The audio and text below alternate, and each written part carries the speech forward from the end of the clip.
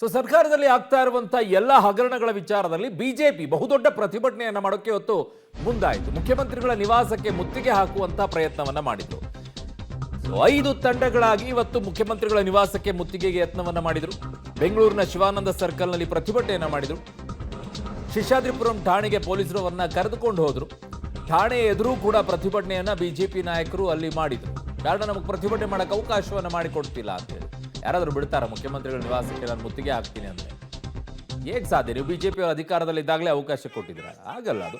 So 5 ತಂಡಗಳು, ಒಂದು ಅಶೋಕ್ ಅವರ ನೇತೃತ್ವದಲ್ಲಿ, ಇನ್ನೊಂದು ಅಶ್ವಥ್ ನಾರಾಯಣ ಅವರ ನೇತೃತ್ವದಲ್ಲಿ, ವಿಜೇಂದ್ರ ಅವರ ನೇತೃತ್ವದಲ್ಲಿ, ಅರವಿಂದ್ ಬೆಲ್ಲದವರ ನೇತೃತ್ವದಲ್ಲಿ, ಸುನಿಲ್ ಕುಮಾರ್ ಅವರ ನೇತೃತ್ವದಲ್ಲಿ 5 ತಂಡಗಳು ಈ ಮುತ್ತಿಗೆ ಹಾಕುವಂತ ಪ್ರಯತ್ನವನ್ನ ಮಾಡಿದ್ರು ಇವತ್ತು. ಆಮೇಲೆ ಅವ್ರನ್ನ ಕರ್ಕೊಂಡೋಗಿ ಶೇಷಾದ್ರಿಪುರಂ ಠಾಣೆ ಎದುರು ಕೂರಿಸಿದ್ರು.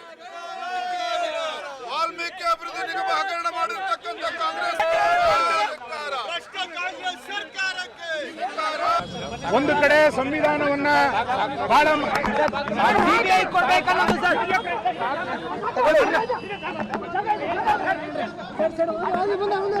ಪಬ್ಲಿಕ್ ಜಾಮಾತ್ ಬಿಡ್ರಿ, ಜಾಮಾತ್ ಬಿಡ್ರಿ.